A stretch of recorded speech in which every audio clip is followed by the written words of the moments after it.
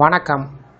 இந்த வீடியோவில் 7/6/2026 சற்று முன் 60% கூட்டல் 3% அகவலைப்படி புதிய DADR உயர்வு சார்ந்து அரசு ஊழியர்கள் மற்றும் ஓய்வூதியர்களுக்கு 2 குட் நியூஸ் குறித்து தகவல்கள் வெளிவந்துள்ளன.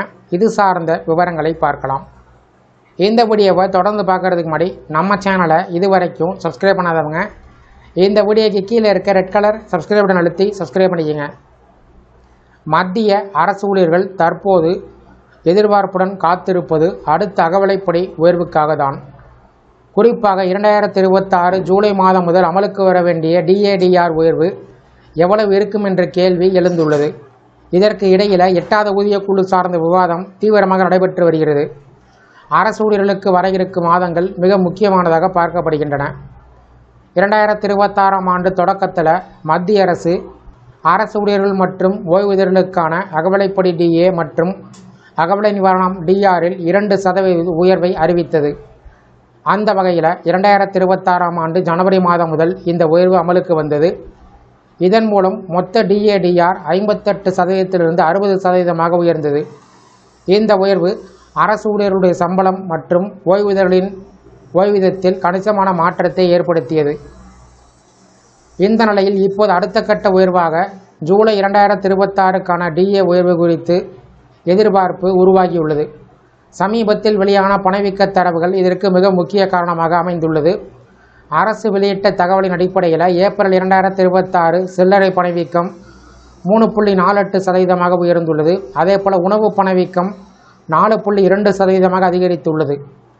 அதனுடன் எரிபொருள் மற்றும் மின்சார செலவுகள் உயர்ந்திருக்கின்றன. பெட்ரோல், டீசல் மற்றும் CNG விலையில் ஏற்பட்ட உயர்வு நடுத்தர வர்க்க மக்களுக்கு, தினசரி பயணிகளுக்கு கூடுதல் சுமையை ஏற்படுத்தியிருக்கிறது. இந்த சூழ்நிலையில் பணவீக்கத்தின் தாக்கத்தை சமாளிக்க அரசு ஊழியர்கள் அதிக DA உயர்வை எதிர்பார்த்து வருகிறார்கள்.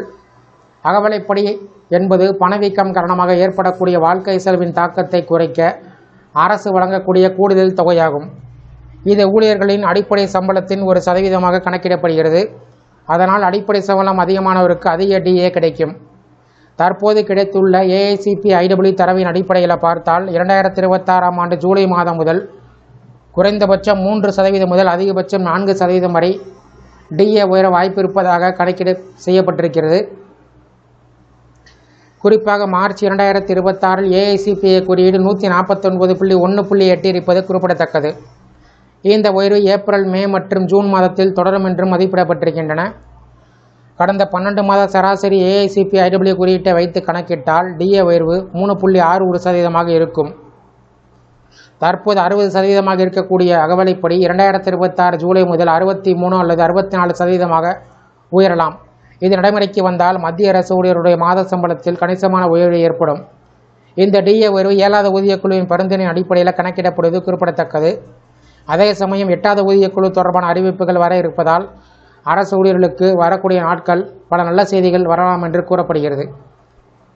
இந்த அகவலைப்படி உயர்வு சார்ந்த உங்களுடைய கருத்துக்களை கமெண்ட் செக்ஷனில் பதிவிடுங்க. இந்த வீடியோ பிடிச்சிருந்தா வீடியோக்கு ஒரு லைக் பண்ணுங்கள். இந்த வீடியோவை அனைவருக்கும் ஷேர் பண்ணுங்கள். நன்றி.